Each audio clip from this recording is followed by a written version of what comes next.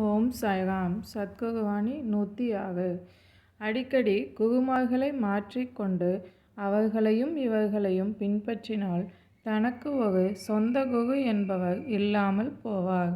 அப்படியும் இப்படியும் இன்றி திரிசங்கு சொர்க்கமே கிடைக்கும்.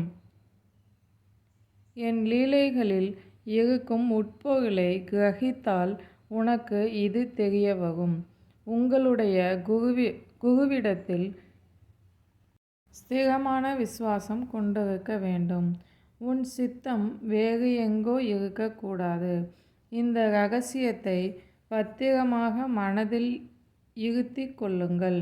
என் லீலைகளில் இதை மிஞ்சிய பிரயோஜனம் வேறில்லை. மற்றவர்களுக்கு பெயரும் புகழும் அதிகமாகவே இருக்கலாம்.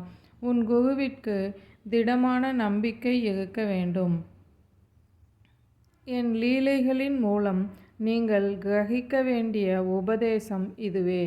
ஆனால் உங்களுடைய நம்பிக்கையில் திடமான பற்றுதல் இல்லாவிடில் மாத்திரம் என் வார்த்தைகள் நல்ல பலன்களை தராது. அப்போது சக்தியுள்ளவனாக ஆக மாட்டாய்.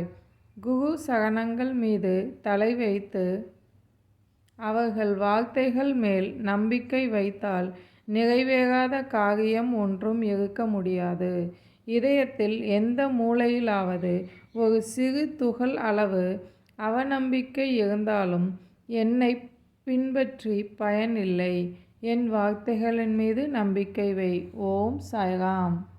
இந்த வாணிக்கான கேள்வி, நம்ம குருவிடம் நமக்கு என்ன இருக்கணும்னு சாயப்பா சொல்கிறாங்க. சாயப்பாவோட ஆசீர்வாதத்தோட 106 வாணி முடிச்சிட்டோம். இன்னும் 2 வாணி தான். மே 2ஆம் தேதியோட சாய் வாணி புத்தகம் நிறைவடைகிறது. மே 2ஆம் தேதி இந்த சேனலோட முதல் பிறந்த நாள் வியாழக்கிழமையாகவும் அமைஞ்சிருக்கு. சாயப்பாவுக்கு கோடான கோடி நன்றிகள். ஓம் சாய்ராம்.